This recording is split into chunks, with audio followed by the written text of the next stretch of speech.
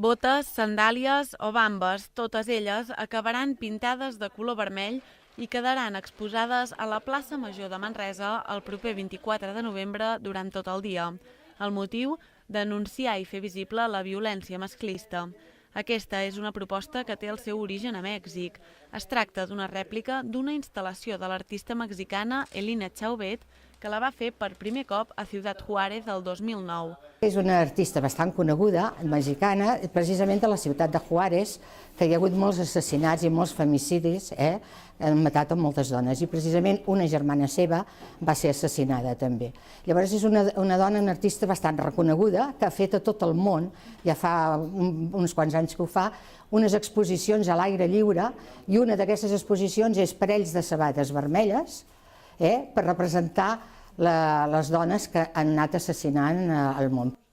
A Mèxic i en d'altres països llatinoamericans el vermell representa vida i les sabates col·locades una al costat de l'altra representarien les dones dretes. Des del CIAT afegeixen que fins i tot han necessitat l'autorització de l'artista mexicana.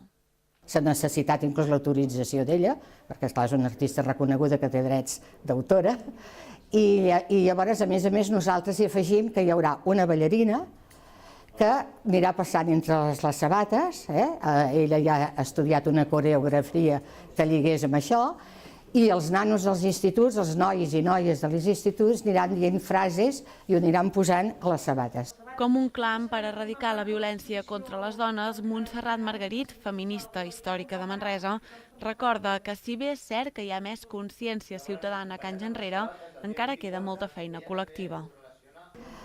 Ara, també hem de dir, per la part negativa, és que encara hi ha el masclisme, està molt impregnat en la nostra societat i per això se segueixen assassinant dones, que això és la punta de l'iceberg, perquè hi ha moltes dones que pateixen molta violència però no les assassinen i per tant no ens n'enterem.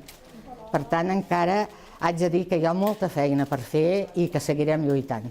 A Manresa han estat en total 25 associacions, entitats i centres on s'han organitzat tallers per pintar les sabates que s'exposaran el proper divendres 24 de novembre.